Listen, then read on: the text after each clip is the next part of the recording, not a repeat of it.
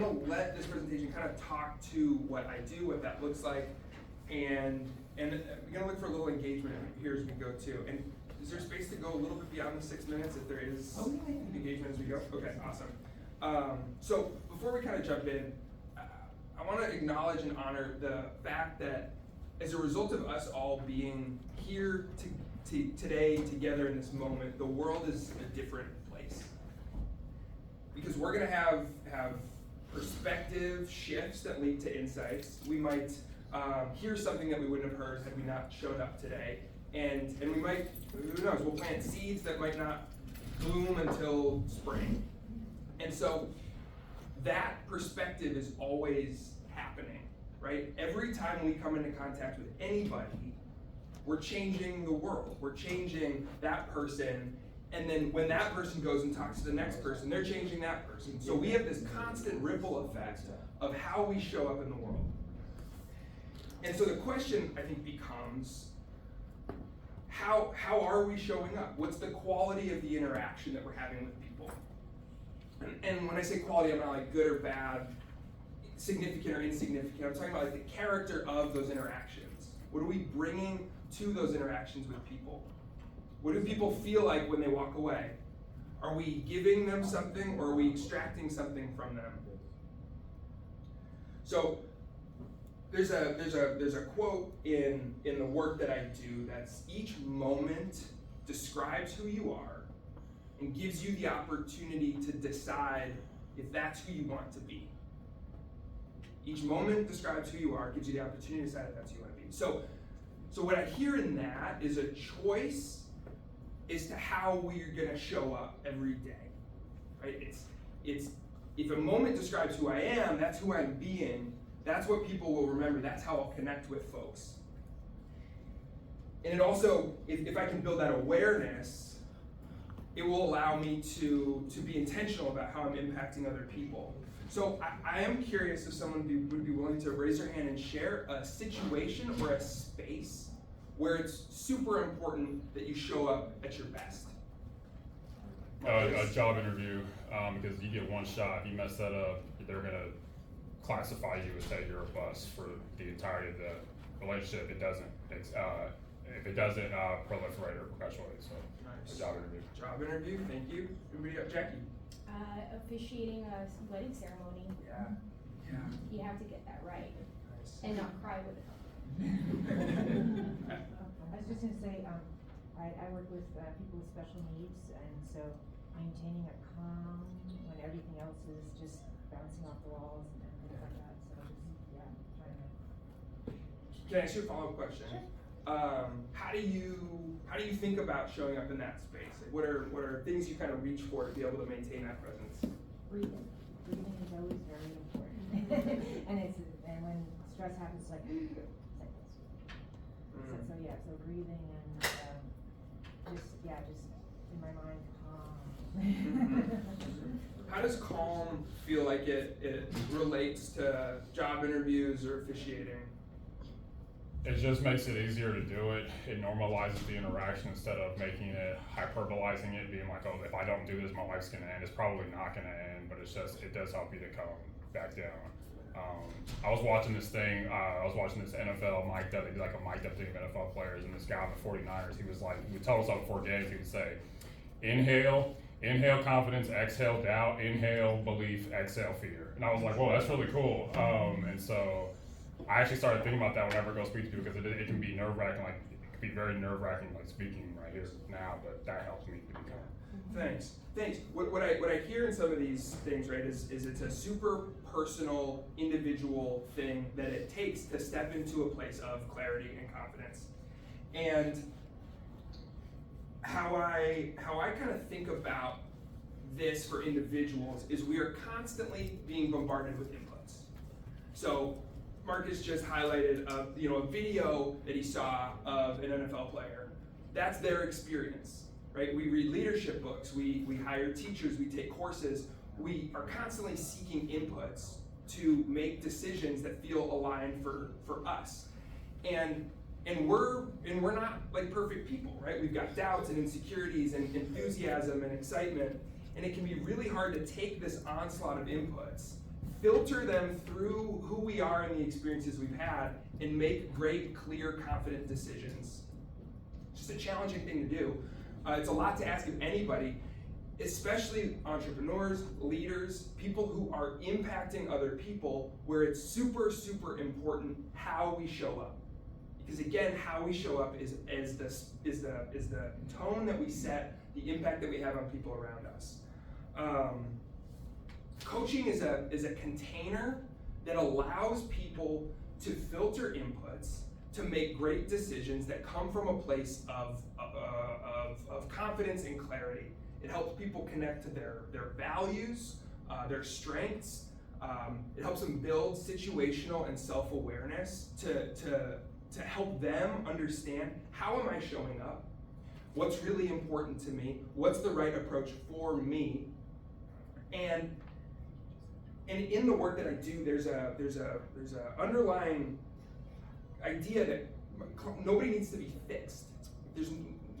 Nothing's wrong with anybody, but we all have increased, like, top end. We all have opportunity, and the question is, how do we release that opportunity? How do we open the gates to really be as effective as possible? And so the presentation that would be up right now really it's sort of geared towards, like, leaders. And there's a question of, like, what do organizations need today? And it's things like belonging, right? People need to feel like they've got a spot. There's constant turnover, and so we need people to be able to transition into organizations. Companies care about retention. There are factors in there that are structural, situational, right? What is it like to work as an organization? Yet we've all heard that there's people stay and leave jobs because of their boss. And there are other factors there, but that is a huge one. And so as we think about leaders, how they show up, how they create a space for belonging, how they lead, that's not a thing that you can just pull off a shelf at a library. We have to discover it for ourselves of how do we show up. And so there's a stat page here that I talk about. Let's go right to 24. So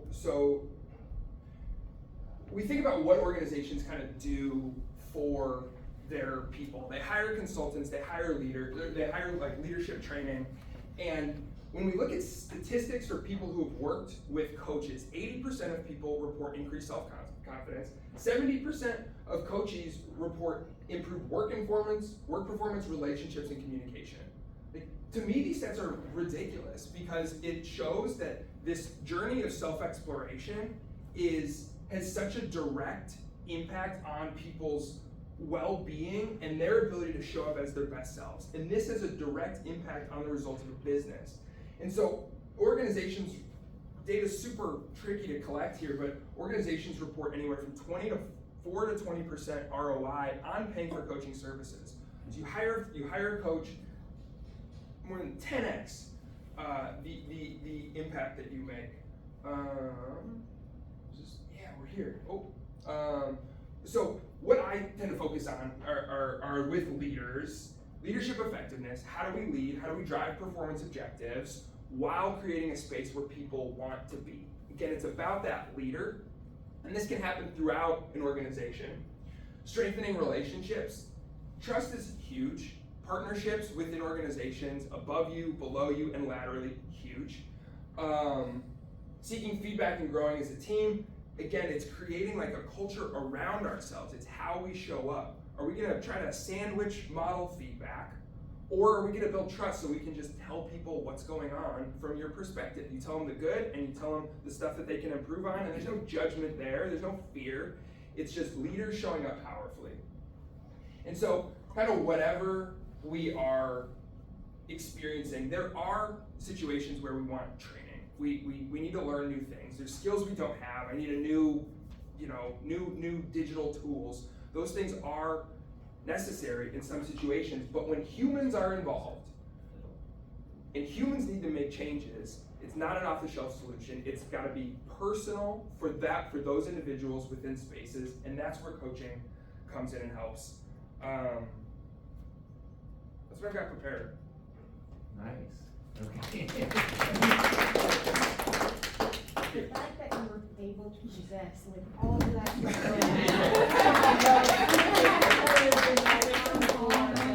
Talk about, Thank you, thank you. I was gonna say that as well, it's very difficult in a presentation to pivot when the slides that you have been, like, I'll just, and they're not there, you did a great job. I'm curious, you talk a lot about the why, the coaching, and that is great. I'm wondering if you have thought about incorporating the how. Yeah, thank you. There was a slide with some of that, but you know, I think the how largely, like, I'm gonna, just the high points of like what I do with clients, right? So the sort of, I would say the what is like strengths, values, energy, and energy, consciousness, perspective. It's how big of a picture am I seeing in any given situation? How am I showing up for the people around me? It's a cool framework.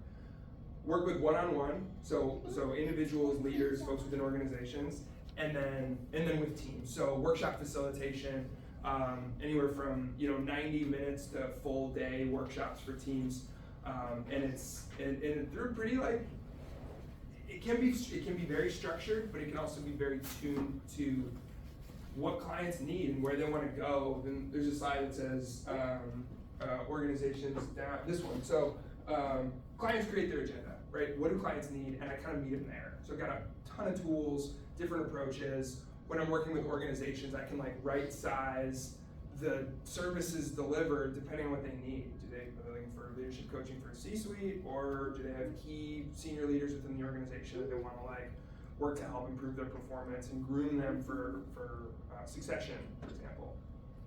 Yeah, thanks.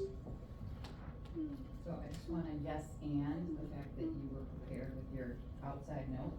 You had something to go on if you needed it. Thank you. That was amazing. Thank you. I'm not sure what's in there. And so my question is, who is the audience for this presentation? Yeah. Were you expecting to take this and then actually present it to leaders?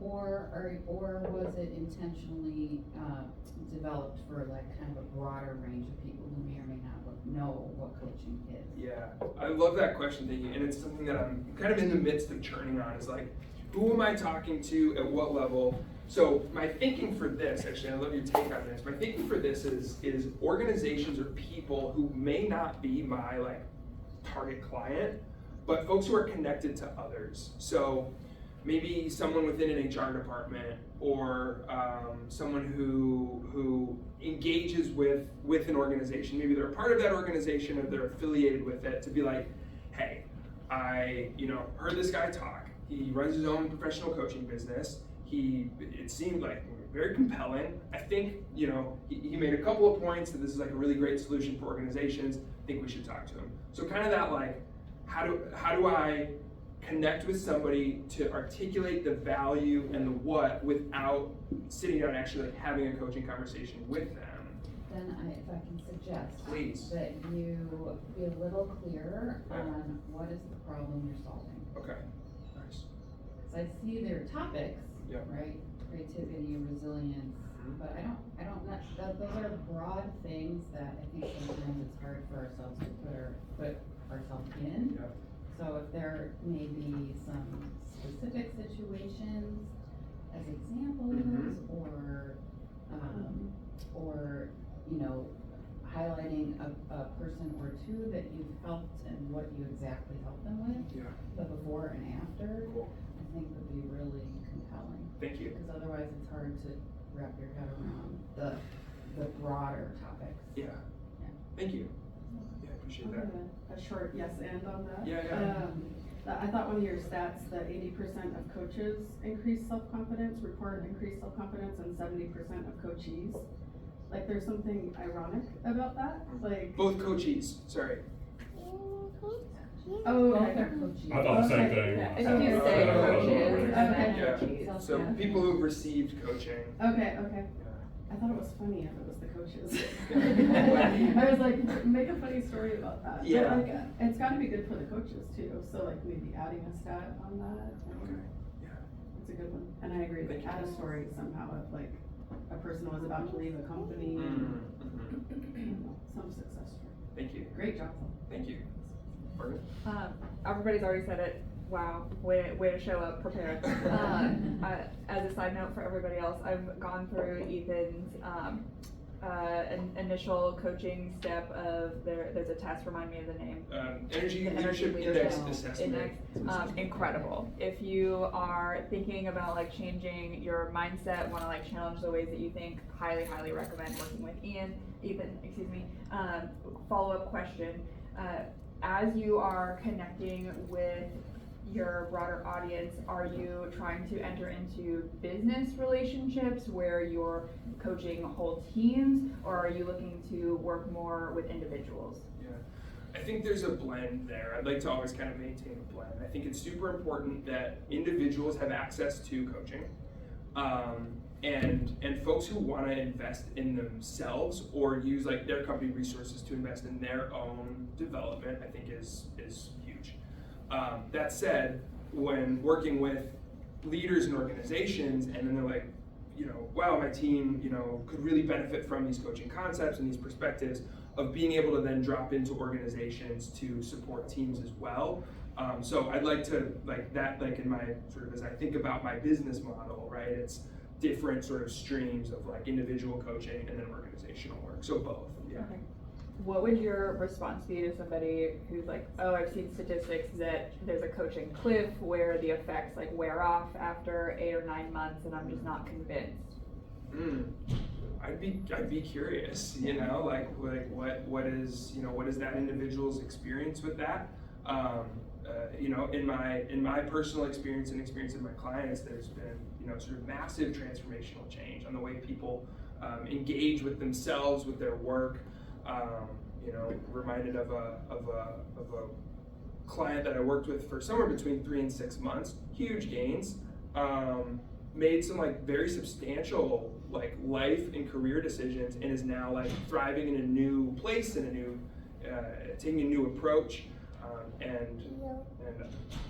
And frankly, if after a year you're like, wow, I could use a coach again, it's like, that's great, you're in a different place and you're ready for something different. So it actually sounds healthy to continue to seek support as you move through your life.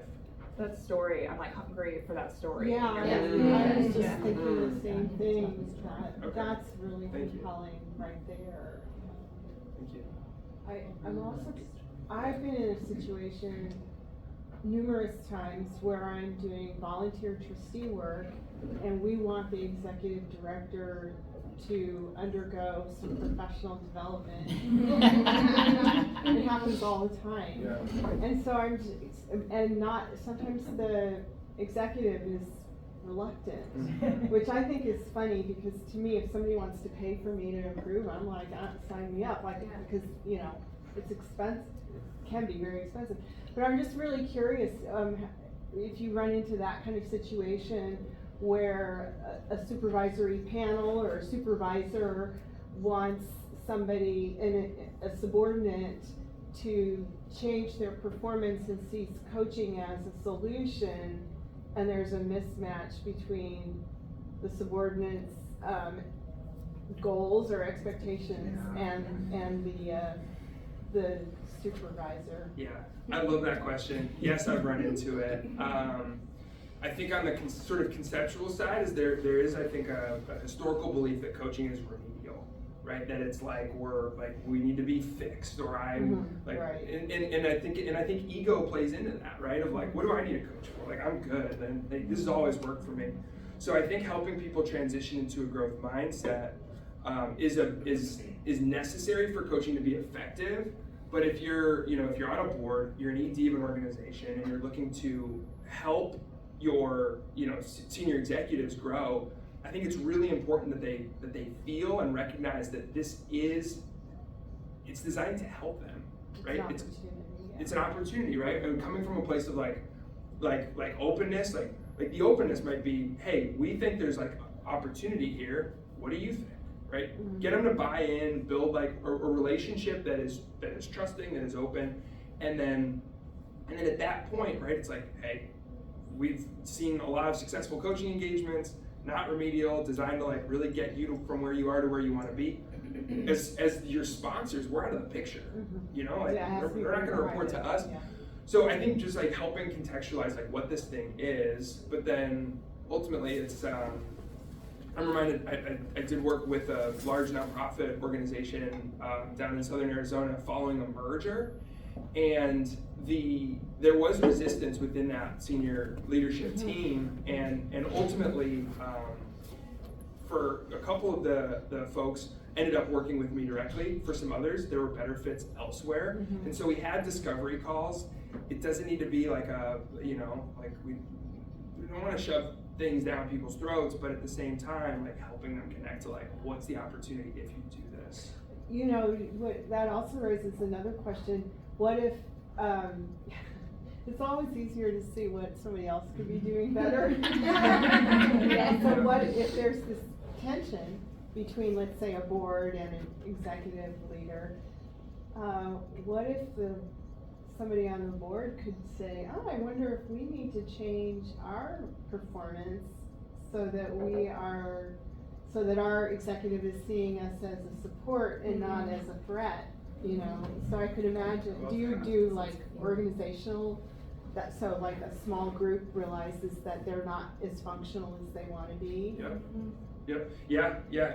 The same nonprofit, I did some work again with the senior leadership team of the organization, and then once we sort of did that, then did a staff retreat with the larger organization. But there are dynamics where, again, if people don't have like growth mindsets, if they're not like seeking to improve, if they're not willing to turn look in the mirror, that there can be, I think, like resistance to that, and it's a very human thing. Taking the situational and self-awareness as a board to say like, what can we do? How do we show up differently, more powerfully, more effectively? How do we find the approaches and beliefs, given our situation is unlike any other situation in the world? It's completely unique to who we are and where we are. What's an approach that makes sense? So that super resonates and absolutely in scope, I think, of this kind of work of how do you support people at different levels. Yeah. Can we see your last, is this your last slide? This is my last slide. Yeah, and this is a QR code that's I think it goes to my link tree, and then you can get my LinkedIn, my Instagram. I don't think my contact information is on there, or my phone, but that's my coaching line. So you just mentioned a couple things that you do. Yeah. You might want to have that here somewhere. Okay, nice. You said I've heard you say one-on-one coaching. Yeah. Right. Group retreat. Yeah. That kind of like you just might want to spell that out. Okay. Yeah, Thank you. that is a slide of like, I work with individuals, Here's what I executive do. teams, like knowing that would be really helpful. Cool. Yeah. Thank you. Thank you. Yeah, Marcus. So a couple things. One thing that piqued my interest was when you said quality of interaction. I think honestly, doing something as simple as like quoting it would like make it stick out in my mind. Because when you said that, I really like my listening level went from maybe 6 to 9. And also too, I would benefit stack. I know people make decisions based on margin. It's like, what am I giving up relative to what I'm getting? If you could say I'm getting 10 things versus you giving up a small relative amount, and people will go for that too. That's something I've seen works in real life. And also too, I would just put like referrals of like people you work with, maybe like links to companies you worked with before, because there's nothing faster to get clients. Yeah, the best way to get clients is to have clients. I've learned that, and so just something I want to give. No, it's true. I've gone places with a client like they will like you more because your client's with you. And so, because this is really good, man. And also, I can see it being a subscription-based model, not just a one-off. Like I can see you coming like once a month to places, and you could charge that, and it would be good for everybody. Because people need it. People definitely need coaching for sure. Yeah. I just want to plug like your social media because I do I like to repost like your posts too, and I just like want to be encouraging that you continue that, and that with social media having like a subscription base, I would subscribe to that and share it. Thank you. Just back to what Catherine was saying, I'm wondering if you use any analogies. So when I work with clients, I often, there's a client who everything is in context of yarn because she's a knitter. And so I describe all of her investments in terms of yarn, and it works. Yeah. And with what you're doing, if you do a sit-up one day, that's great. But 10 years later, if you haven't been doing sit-ups, you're not going to be in shape. It's the same thing with coaching. So I'm wondering if you have any analogies kind of in your pocket to kind of listen to people and say, you're like an exercise buff, you know, it's like sit-ups, or, okay, you're not so much going to the gym, but you like to eat, you know, if you eat crappy food, you're gonna feel crappy, but if you eat good food, you're not 10 years later gonna feel good, you feel good then. Yeah. Have you thought about that? Yeah, yes. And I would say I don't have any that I like reach to very consistently. A lot tend to be in like ships, like boats, shipbuilding, and loosely can drift into like pirate nature. But yeah, we got I think a handful of like as a shipbuilder, we're like looking at other people's ships, but ultimately we have to like create and develop our own thing. We can't, I don't know, we can elaborate on that, but so stuff like that. And so I really appreciate that take. And again, kind of connects to the storytelling aspect, how to just like bring people in a little bit with a little more creativity, a little more openness. Yeah, I appreciate that. Yeah. One thing that has helped me as far as because I'm coaching also, but focus really on the business side of things. But one thing that I found is that, to the earlier comments, I approach it as a partnership.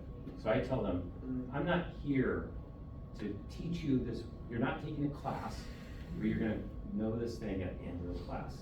I'm here to partner with you, and we're gonna go through this process together. And what I find is that I've done project-based consulting where we've put together this amazing deliverable, but really where the work has been much more effective is if there's an ongoing engagement where we parse it out a little bit at a time instead of trying to do something all at once.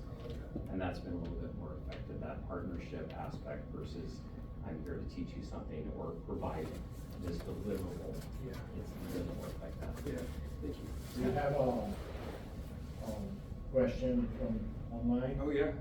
It's Tally. She's asking, she's actually providing feedback. She says, I would get very clear on 3 specific outcomes you often deliver to clients and share them early on.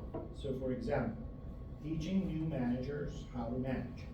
For me, the specific outcome I deliver is improving my client's job interview skills. That's what she does. In other words, coaching gives people more confidence so they can do what? So that's a question. They can do what? Yeah, so what? Yeah. So what? Yeah. Thank you. And I think that you get a little philosophical, conceptual about the space, but right, I think there's a question of sort of the clients that I work with individually, and it's what sort of coaching offers to people more generally, and definitely sensing this tension. I currently work with folks just across sectors. There are different levels in organizations. They're all over the place. Their agendas are often very personal to where they're at. And there's times where I've started working with a lawyer who was in the middle of his career looking at transitioning law firms, and we ended up really deep diving the relationship that he was in and how that was impacting his work life. And so ultimately there's this kind of interconnectedness of like our work and our life. So yeah, but finding that message to be able to sort of deliver, like it does make a lot of sense. Yeah, it's the problem they think they have versus the problem they're actually having. Yeah. It's the layer underneath, Right. or maybe a second or third layer. Right. And that's a difference between what are you actually doing versus what are you messaging, like what are you marketing. So I think what you're trying to figure out, right, is what you're marketing. Yes. What you're actually doing, maybe this other stuff too. Right. But it's like, what are you gonna talk about that will pull people in?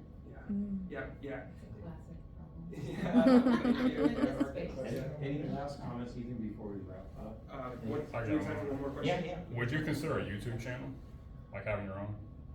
Yeah, sure. I'd consider anything, right? That's the space we're in. You have to choose, right? Yeah, for sure. Yeah. Have done some on Instagram. Have done some of that work. I've like guest spotted on podcasts, which I've really enjoyed. So I do enjoy the like kind of video creation. But yeah. I just want to say something. Yeah, sure. I'm floored by your resilience and your confidence.